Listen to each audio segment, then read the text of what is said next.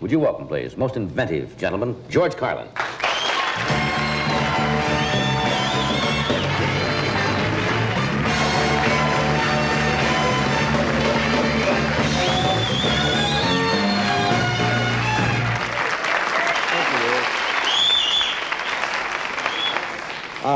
I was from a neighborhood near Columbia University in Harlem, an Irish neighborhood, kind of an Irish enclave. The older guys, your Archie Bunker World War II, I was in your Depression and your Real War, those guys, they would call it an Irish neighborhood. They'd look around and say, this all used to be Irish here. But it was a disappearing thing because Columbia was moving and the city was changing patterns. We call our neighborhood White Harlem because it sounded bad,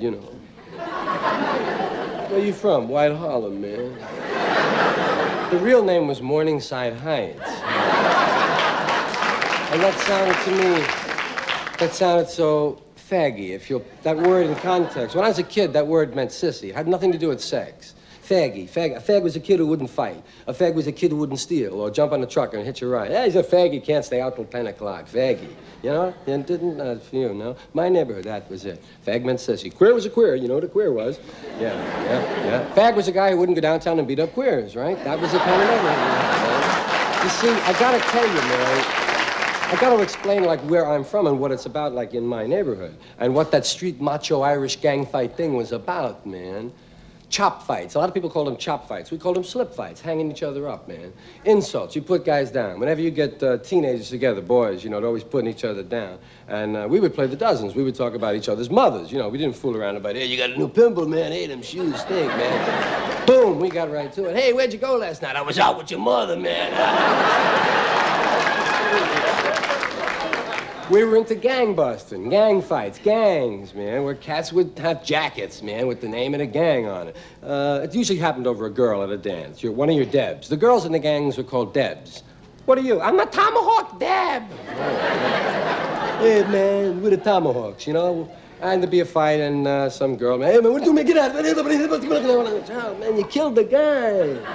Try to dance with one of our Debs, man, And they would talk about how they were going to fight. We're going to get the Rams, we're going to get the Rips, we're going to get the West Siders, we're going to get the Lamplighters, we're going to get the Maharajas, we're going to get the El Diablos, man. We're going to get the Corner Street Boys, we're going to get the President Street Boys, man. We'll get the Barracudas.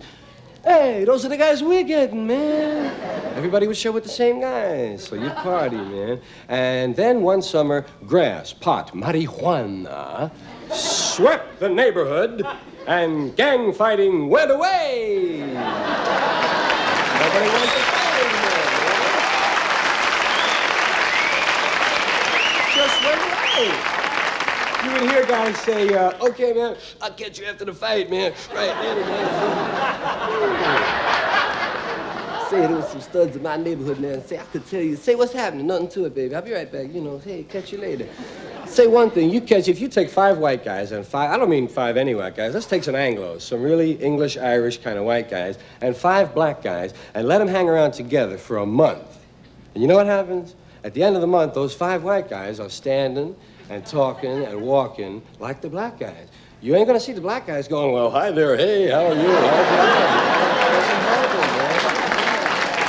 Instead, you see red-headed guys with freckles who say, right on, okay, catch you later, man. That's nice, man.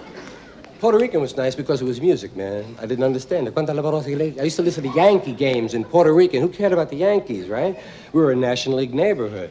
We used to beat up Yankee fans and take their equipment, man, because Yankee fans were always from Long Island and Connecticut, man. And they always had enough money for the hats and the gloves. Every Yankee fan had a bat and a glove and a ball, man. We used to beat the crap out of them and take their equipment, man. And I used to listen to Yankee games in Puerto Rican because it was music, man. You could understand the games if you knew the ball players' names, and if you could count to 3, you can follow baseball, man. It's not too tough. You could follow the count, dos-y-dos, okay, 2 and 2, man. And then you could follow the announcer's emotion. Hey,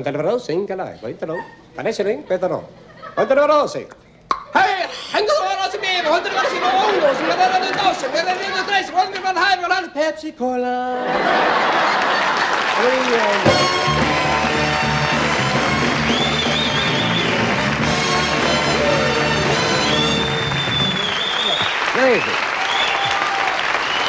We'll do this. We will be right back after this break.